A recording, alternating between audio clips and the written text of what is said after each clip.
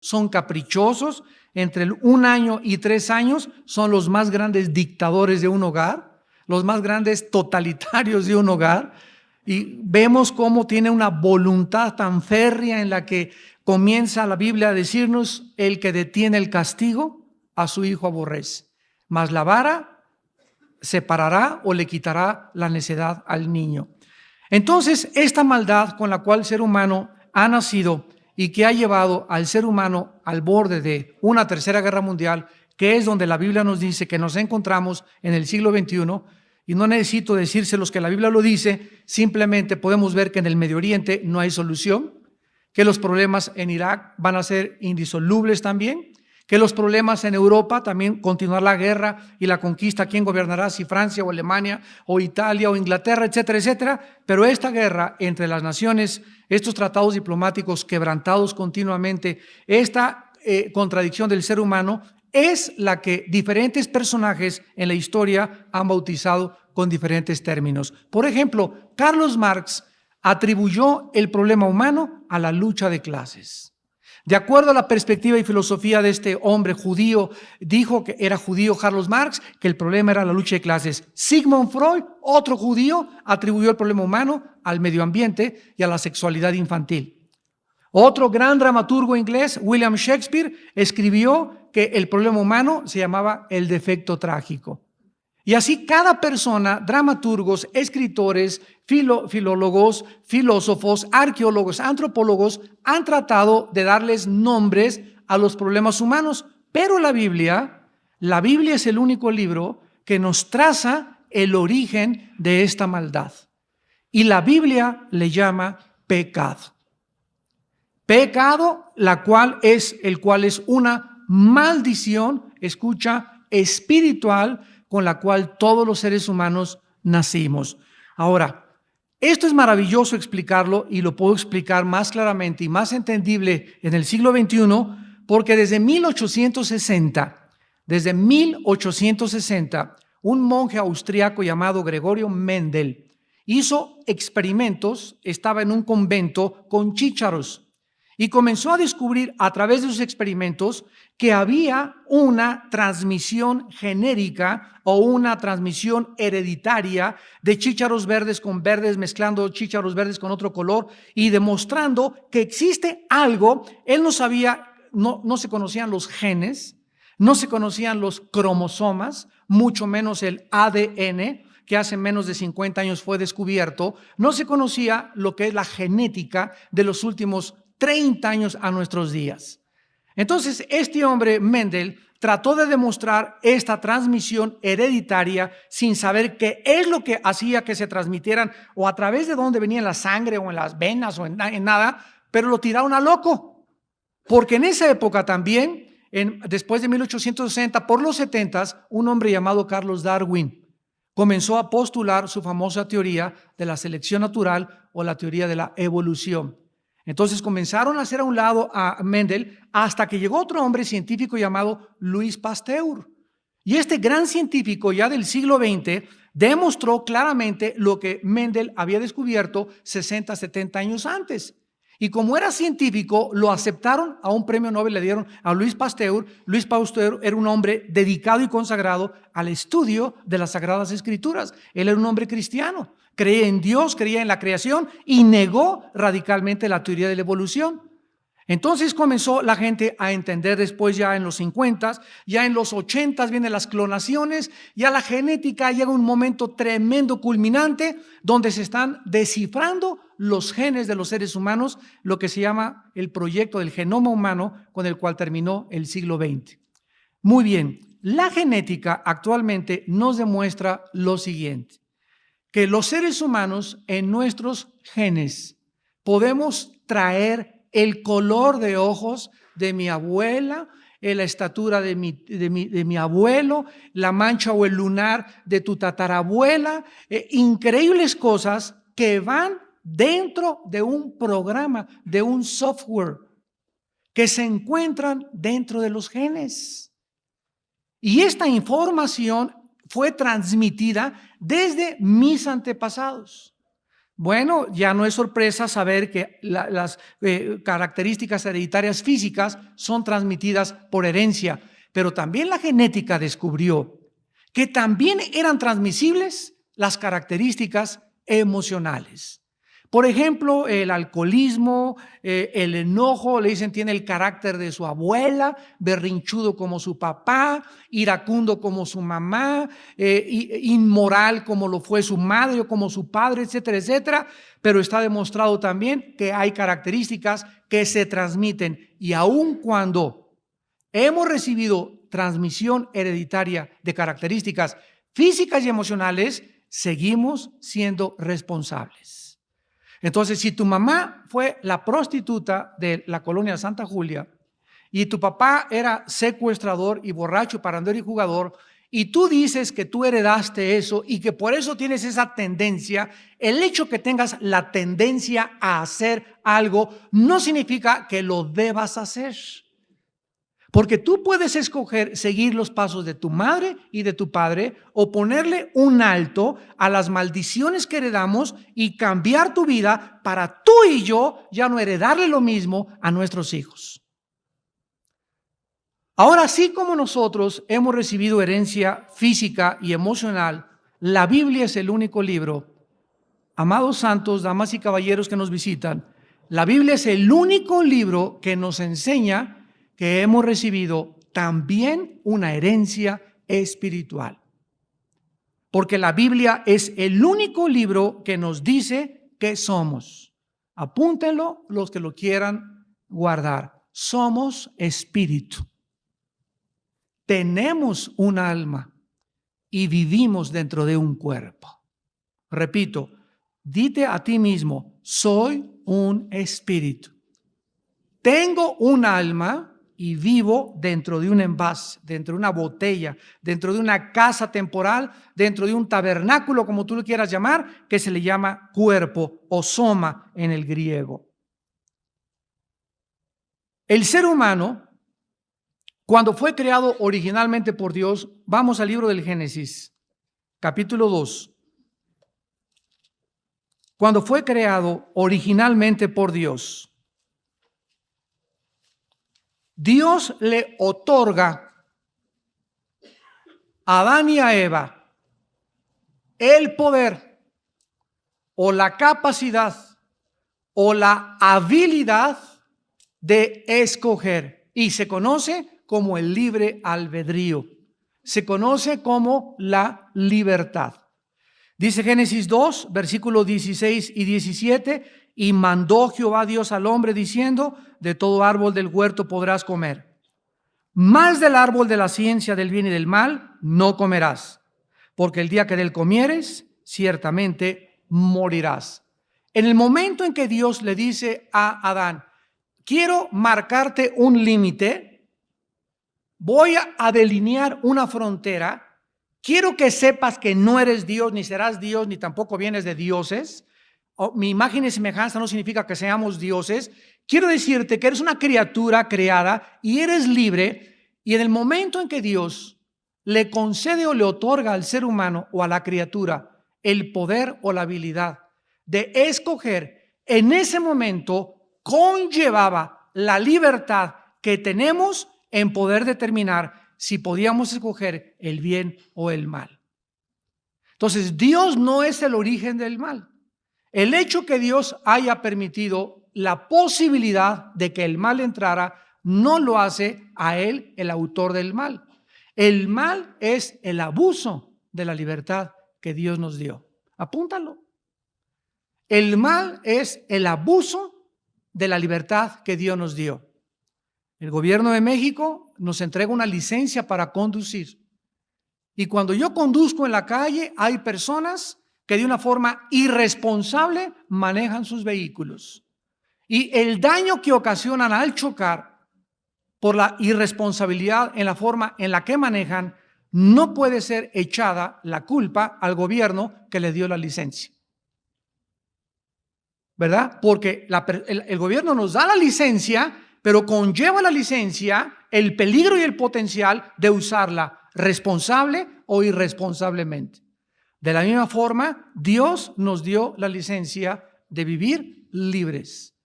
Pero el hecho de que muchos seres humanos hayan abusado de esta libertad y hayan convertido la libertad en libertinaje, no hace a Dios ser el autor del mal. Otro pensamiento que les quiero compartir es: el hombre es el autor y el actor del mal. Somos los autores y los actores del mal. Dios es el autor de la santidad. Él no es el autor de la maldad. Pero Dios es el que actúa en nosotros y produce en nosotros la santidad para que nos convirtamos nosotros en actores de la santidad. Esto ya tendría que ver con la doctrina, ¿verdad?, de la predestinación y la responsabilidad humana. Bueno, ahora entonces esto algo sucedió. Vayamos a Génesis 3:15. El hombre, ya lo sabemos todos, no permaneció en esta libertad, abusó de la libertad, teniendo la libertad de comer de todos los frutos del huerto, comió de aquel que estaba prohibido. Adán y Eva escogieron libremente rebelarse contra Dios. Y cuando Dios pronuncia una maldición contra este acto de desobediencia, porque de acuerdo a Romanos 5 fue un acto de desobediencia, vean ustedes en Génesis 3:15, yo considero el versículo más profundo del libro del Génesis.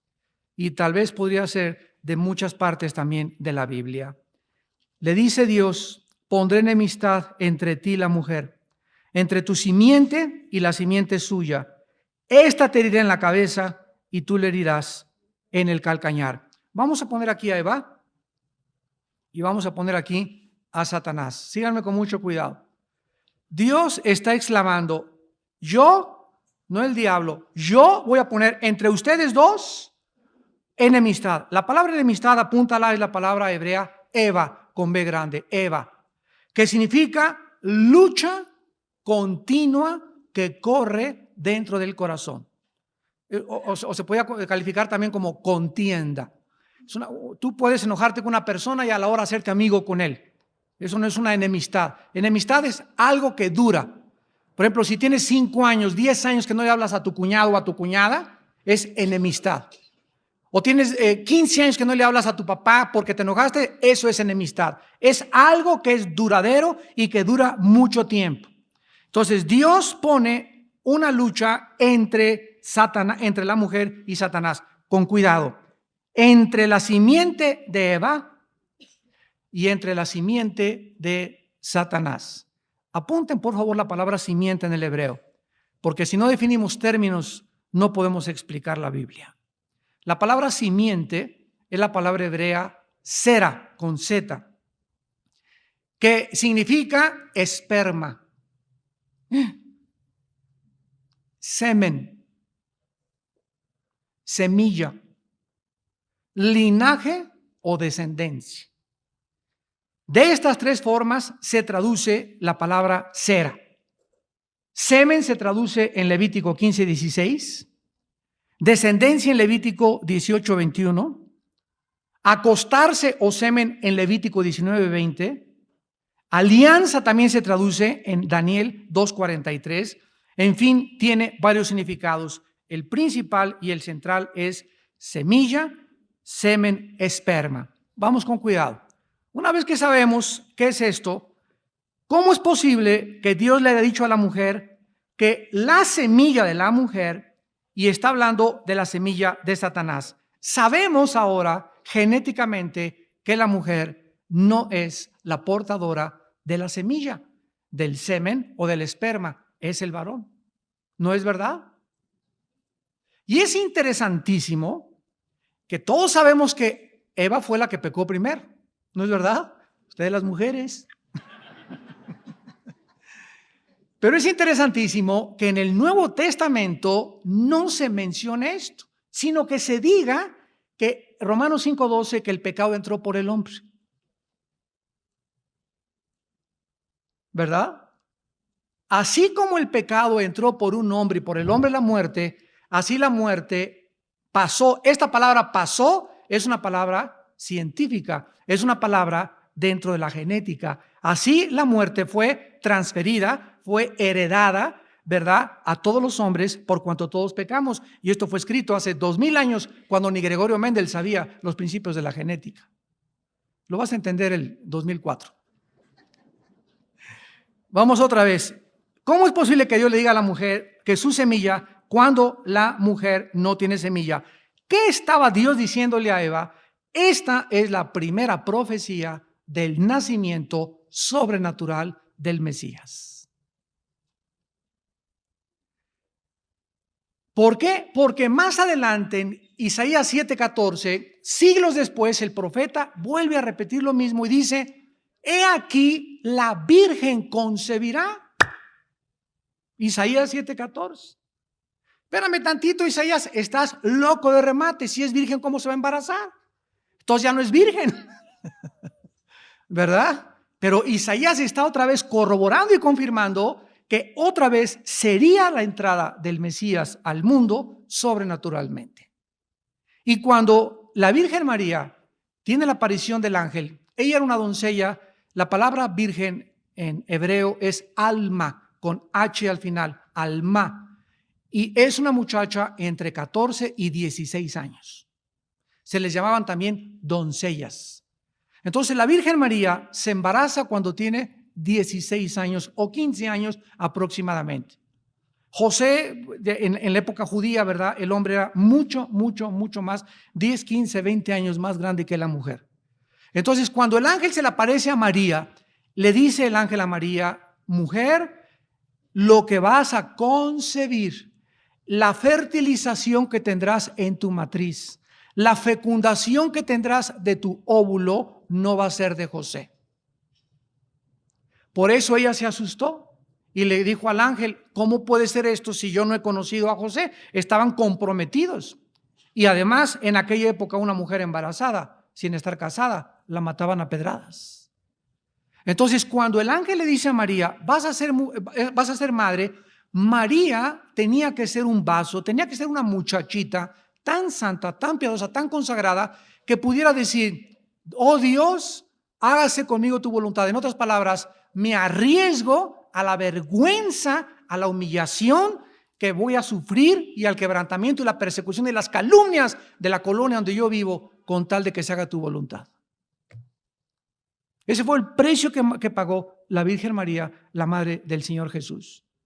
Entonces, ¿quién pone la semilla en el vientre de María? ¿El esperma o el semen? Lo pone el Espíritu Santo.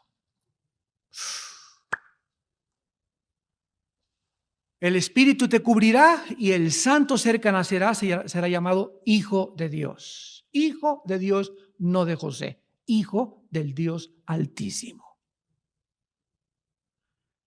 Transcurrieron muchos años y pues la iglesia enseñó, ¿verdad?, tanto la católica como todas las iglesias, la evangélica, la griega ortodoxa, las iglesias cristianas que tienen su origen en la Biblia, comenzaron a escribir que pues la Virgen María, pero hasta que se descubrió la genética, se pudo saber por qué José no podía meterse con María. ¿Y por qué no podía el Mesías, el Hijo de Dios, nacer normalmente como nacimos tú y yo, de un padre y del semen de mi padre, del esperma de mi padre y de un óvulo de mi madre? Porque es en el esperma donde viene el pecado.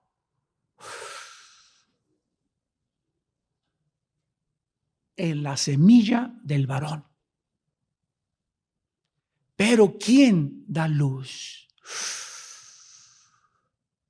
La mujer.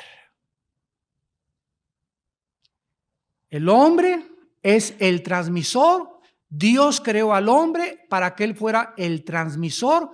Dios creó a la mujer para que ella fuera la receptora. La mujer recibe, el hombre da. Así nos creó Dios. Y lo podemos aplicar también en el matrimonio. Maridos, Efesios 5, amen a sus mujeres. Dios le pide al hombre que él sea el que dé el amor. Dios nunca le pide a la mujer que ella sea la que ame al marido. Es el marido el que debe amar a la mujer y a la mujer le pide que lo respete y que se sujete.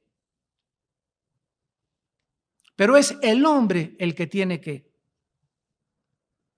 ¿Y por qué es el hombre el que tiene que dar? Porque dice que amemos a nuestra esposa como Cristo amó a la iglesia y se entregó por ella. Y dice 1 Juan que nosotros amamos a Dios porque Él primero nos amó a nosotros.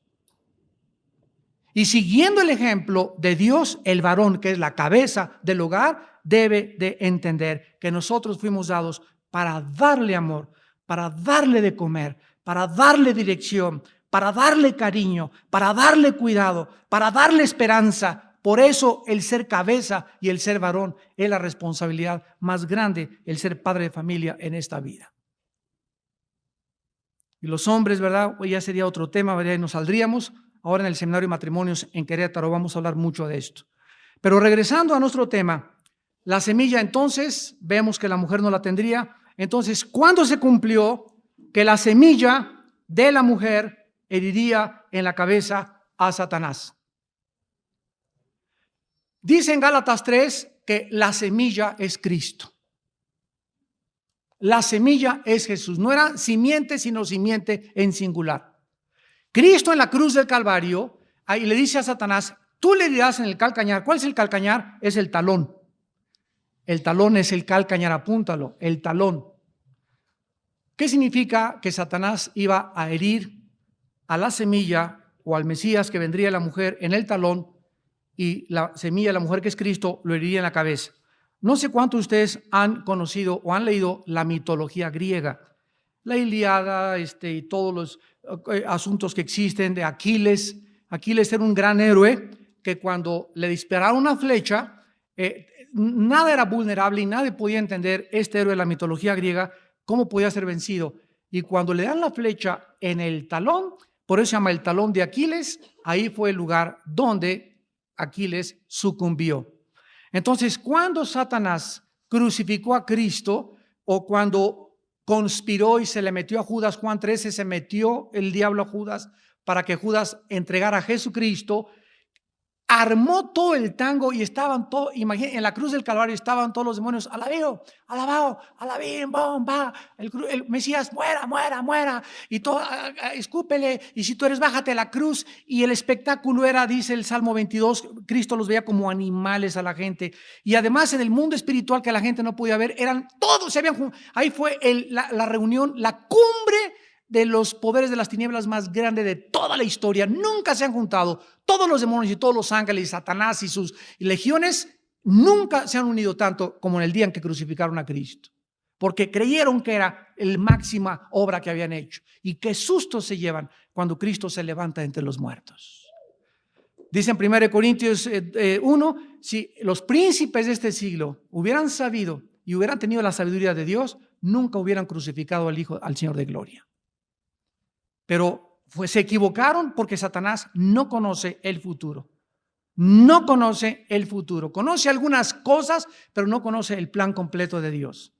Ahora regresamos a Génesis 3:15. Ya desciframos que la semilla es Cristo y es el esperma que puso Dios. Pregunta, ¿y el esperma del diablo quién es? Tu simiente, aquí la Biblia está diciendo que Satanás tenía una simiente, un semen, un esperma.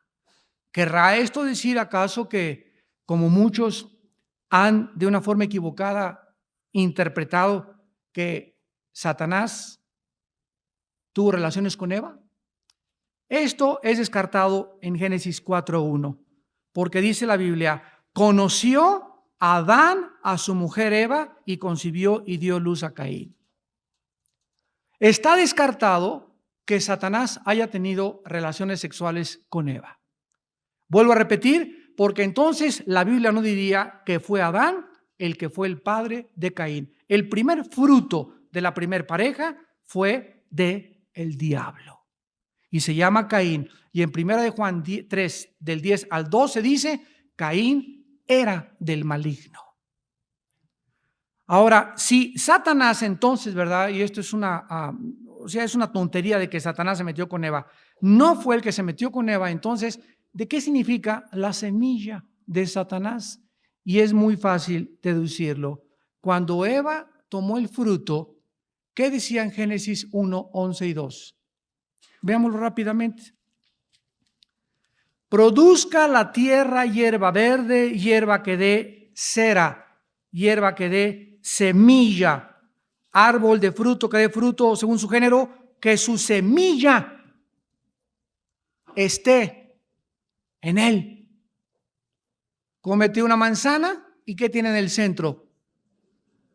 Si microscópicamente analizas esa semilla de manzana, ¿qué tiene la semilla de la manzana? El programa, el software de Dios, para que cuando crezca, no crezca con el cuerpo del mango, ni que sea roja como la uva, ni como el cuerpo panzona de la pera, ni alargado como el plátano, sino para que sea exactamente una manzana.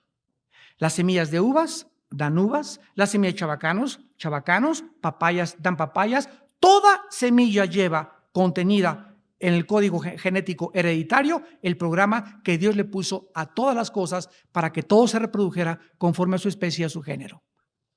Nada de que venimos de chita. Genéticamente es una imposibilidad, señores científicos.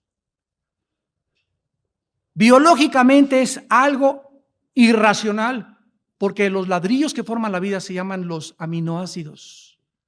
Y los aminoácidos del músculo del perro y los aminoácidos del músculo de los perros son absolutamente diferentes a los aminoácidos de los músculos del hombre. Y los aminoácidos que son los ladrillos de la vida han impedido, impiden y impedirán los aminoácidos, repito, la evolución.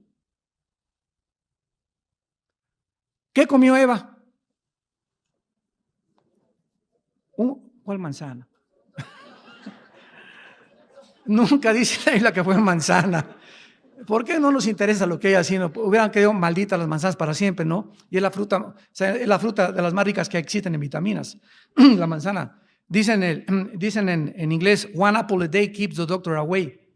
Una manzana diaria mantiene el doctor lejos de tu casa. Si tú comes una manzana diario en ayunas, no te imaginas la bendición que es para tu estómago, tus intestinos, el ácido clorhídrico del flujo de la flora intestinal. Bueno, es maravillosa la manzana. Entonces, vamos olvidándonos de la manzana. Ella come un fruto y ese fruto traía consigo ¿qué cosa? Muy bien, pero ese fruto, ¿de quién era? De Satanás. El momento en que Eva come, vemos nosotros que entra al ser humano por la boca la semilla. ¿Y a dónde entra esa semilla? A los genes. Infecta inmediatamente la genética humana. Y es maravilloso que cuando Cristo vino al mundo, se acercó un hombre que le llamaban el Gadareno y le dijo Cristo al demonio, ¿cómo te llamas? Y él le contestó, Legión. Y Legión era un grupo de soldados cuyo número era 6,000 soldados. Una legión romana consistía en 6,000 soldados. Este hombre tenía en su cuerpo 6,000 demonios. ¿Dónde los demonios se meten en el cuerpo humano para que quepan 6,000 dentro de tu suegra? No es cierto, no es cierto. No te creas, suegra. ¿Dónde caben? Es maravilloso que Cristo nos hable que el demonio, en primer lugar, usa, cuando los demonios entran al cuerpo humano, de alguna forma se apoderan de los nervios, de las neuronas del cerebro. Nosotros no hemos desarrollado ni el 10% del cerebro, pero los demonios, de acuerdo a la Biblia, la palabra daimón significa ser inteligente, entran al cerebro y comienzan a controlar desde el cerebro los ojos de la persona y ven a través de la persona. Manejan las manos de la persona y le infunden al ser humano una fuerza sobrenatural. El gadareno rompía las cadenas. Un endemoniado agarra a 4 o 5 personas y las avienta, y aunque sea un chaparrito así o enanito, no puedes con él. Una fuerza sobrenatural. Entonces los demonios usan los ojos, usan las cuerdas vocales. Y cuando habla un endemoniado, le cambia la voz. ¿Pero por qué? Porque saben, tienen el control de las cuerdas vocales, de los nervios ópticos, de los oídos, tienen el control de todo el ser y además pueden entrar en los genes y crear monstruos. esas abominaciones genéticas que existen de niños sapos y cosas así, ¿verdad? No es Dios el que las creó. Una mala nutrición, drogas como la famosa talidomina, ¿se acuerdan en los 60s? Que la recomendaban abiertamente y pasaron 10 años y fue la causa de todas las monstruosidades que nacieron. Ellos pueden hacer monstruos. Ahora, ¿cómo sabemos todo esto? Cristo nos vino a mostrar que es un control increíble el que Satanás tiene de un ser humano. Por eso es peligrosísimo que un demonio entre a tu vida o a mi vida. Es peligrosísimo. Porque lo primero que comienza a operar en mi vida o en tu vida cuando un demonio entra es el autoengaño. Tú crees que eres normal y no es cierto. Traes una, nomás por acá la cola se te mueve así. Cuando nosotros vemos que esta semilla conllevaba en sí el fruto, entonces nos damos cuenta que cuando nace el primer fruto de la primer pareja, Caín viene envenenado. Y dice en 1 Juan 3, vamos a 1 Juan 3, que nos explica lo que pasó siglos antes en el huerto del Edén. Dice el apóstol Juan, 1 Juan capítulo 3. Y él lo explica claramente y nos dice en el versículo 11,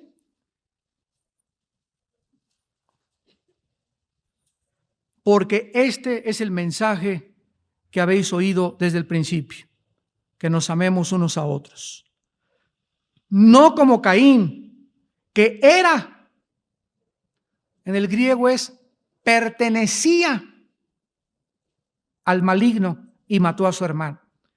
Con cuidado. ¿Y por qué causa? ¿Qué motivó que Caín? ¿Qué se le metió a Caín que despertó tal enojo que mató a Abel? Porque sus obras eran malas y las de su hermano justas. Vamos a detenernos rápidamente aquí. Caín ve que su hermano actúa en fe. ¿Cómo sabemos? Porque en Hebreos 11:4 dice, por la fe Abel ofreció más excelente sacrificio que Caín su hermano. Por lo cual alcanzó testimonio de que era justo y aún muertos sus obras hablan por ella y muerto Dios da testimonio de sus ofrendas. Entonces, el momento en que Abel le dice a Dios, aquí está lo que tú me has pedido, el fruto, el derramamiento de sangre de un animal, y Caín escoge, no, yo qué animal ni qué nada, le voy a traer a Dios lo que me da la gana. En ese momento, Caín, al ver las obras de su hermano, inicia la persecución de los malos contra los buenos por toda la historia. ¿Quiénes crucificaron a Cristo? ¿Qué les dijo en Juan 8:44 Cristo a los fariseos? Ustedes son hijos de vuestro, no le dijo padrino, padre el diablo.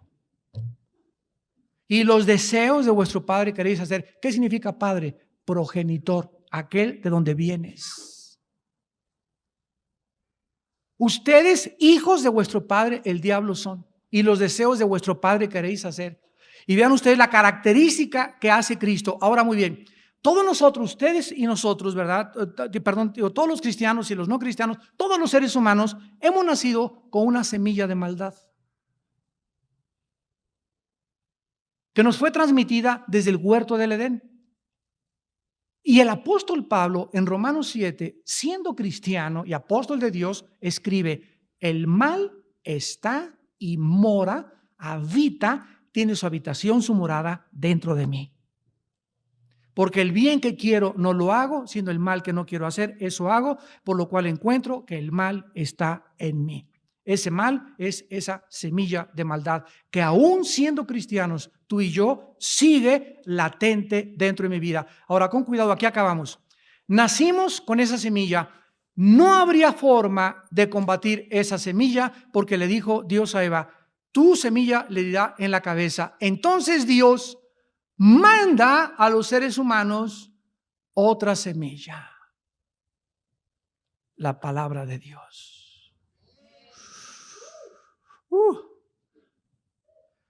Primera de Pedro 1:23, habiendo sido renacidos, vueltos a nacer por la semilla no corruptible, sino incorruptible. La semilla incorruptible, semilla, que es la palabra de Dios. Cuando Cristo contó la parábola del sembrador, dijo que la semilla era la palabra. Entonces, fíjense lo que pasa. Nacimos con esta semilla, nos exponemos al Evangelio, tú crees al Evangelio de Cristo y es la semilla que viaja, ¿verdad? Porque la fe es por el oír. Entonces la palabra de Dios está demostrado físicamente que el sonido viaja por ondas y por eso tú me puedes escuchar. Si nos vamos a la luna, tú no me podrías escuchar porque allá no viajan las ondas como viajan en la Tierra. ¿Y por qué aquí sí viajan y en la luna no viajan? Porque aquí hay un espectro electromagnético que fue la luz que creó Dios al principio para hacer posible la comunicación entre nosotros. Entonces, bueno, eso ya es física, pero cuando la palabra de Dios viaja, lleva consigo la semilla. Entonces entra la palabra y entra a mi corazón, y si tengo buena tierra y soy honesto y estoy buscando la verdad, esa semilla cae en buena tierra y comienza dentro de mi vida lo que toda semilla tiene que hacer. Primero se rompe, después echa raíces y hasta que echa raíces comienza a crecer hacia arriba. Entonces, la semilla es sembrada. ¿Y qué es lo que hace crecer la semilla de Dios en mi vida? El agua de la Biblia. Si tú no riegas diario tu vida espiritual de esa semilla que fue sembrada cuando oíste la palabra, si tú no la riegas, si tú no te expones a la Biblia todos los días, la semilla dentro de ti se puede ahogar o se puede frustrar y nunca dar fruto. Y hay muchos cristianos que me escuchan que en su vida han dado fruto. ¿De qué se trata? Ahora que Dios pone una semilla de santidad en mi vida, es con el propósito de herir en la cabeza a la semilla de Satanás. Porque es aquí en la cabeza donde está el campo de batalla. En la cabeza tenemos que darle. En la cabeza están mis malos pensamientos, todas las maquinaciones están en la cabeza y ahora tengo que renovar mi mente, porque mi mente, si no está renovada, la semilla de Satanás, le sigo dando comida y sigue viendo pornografía y sigue haciendo cosas y sigue viendo cosas inmorales, y toda la carne que le des a la semilla de Satanás la hace crecer y haces morir la semilla de la palabra de Dios. Y se hace infructuosa y nunca en tu vida darás fruto. Bueno, pues de alguna forma hemos brevemente, porque esto es mucho más profundo todavía, dado, ¿verdad?, un panorama general de cómo se originó todo genéticamente, bíblicamente, y nos damos cuenta que la Biblia no es como el Corán, no es como el Ramayana, no es como el Popo, como los Vedas, como el Tripitaka de Buda. Ningún libro sagrado se puede contrastar con la Biblia, porque la Biblia es el único documento que nos narra no solamente aspectos científicos que no se habían descubierto, sino arqueológicos, antropológicos, físicos, geográficos, psicológicos, de cualquier disciplina y de cualquier academia que tú conozcas. La Biblia es más antigua que la psicología, que la biología, que la genética y que cualquier disciplina académica que el hombre pueda desarrollar. Esto es una de las pruebas más grandes que este libro no es cualquier libro. He ahí porque es el más controvertido y el más atacado. Porque es el único libro que nos dice de dónde venimos. ¿Cómo se originó todo? ¿Cuál es la mecánica, la logística que está operando en el mundo de la maldad y la forma como podemos nosotros contrarrestar esa maldad? Y Jesús vino a deshacer las obras del diablo, a machacar esa semilla con la cual tú y yo nacimos, que es la naturaleza caída pecaminosa, la cual, como dicen Colosenses 3, tenemos que hacer morir. Y no hay forma de hacer morir a esa semilla más que a través del Espíritu. Porque dice Romanos 8, si a través del Espíritu hacéis morir las obras de la carne, tendrás vida y vida en abundancia. Oremos. Padre, gracias por tu palabra. Lámpara es a nuestros pies. La exposición de tus palabras alumbra nuestros ojos. Y tal conocimiento es demasiado maravilloso para nosotros. Tu entendimiento, oh Dios, es infinito. Pero gracias porque las cosas que nos has revelado son para nosotros y nuestros hijos. Para que si nosotros heredamos maldiciones de nuestros abuelos o bisabuelos, o aún de nuestros propios padres, no tenemos por qué continuar llevando estas maldiciones que tal vez nos transmitieron por ignorancia. Pero ahora nosotros ya no estamos en las tinieblas. Ahora vemos la luz. Porque la luz es lo que manifiesta todas las cosas.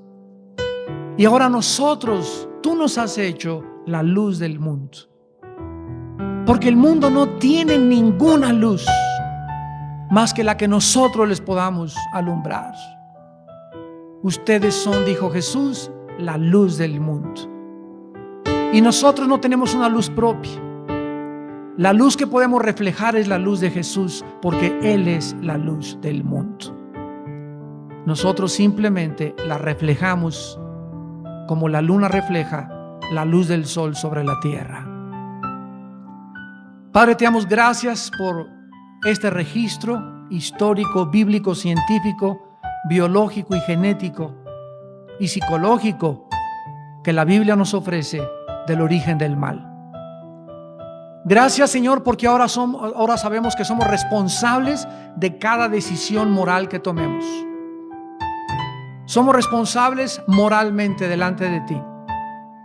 Nos has creado con esta capacidad y por esta razón, porque somos responsables, la Biblia dice: prepárate para darle cuentas a Dios. Porque de cada palabra, de cada obra, de cada cosa que hayamos hecho, a favor o en contra del reino de Dios, se nos pagará o se nos castigará, tanto en esta vida como en la que viene también. Si hay alguna persona en esta noche que por primera vez le quiere entregar su vida a Jesucristo y permitirle a Cristo que siembre dentro de tu espíritu la semilla incorruptible de su palabra, para que tú comiences a regarla y a observar el crecimiento dentro de ti, cómo el hombre nuevo se va renovando día a día, aunque el exterior se va desgastando.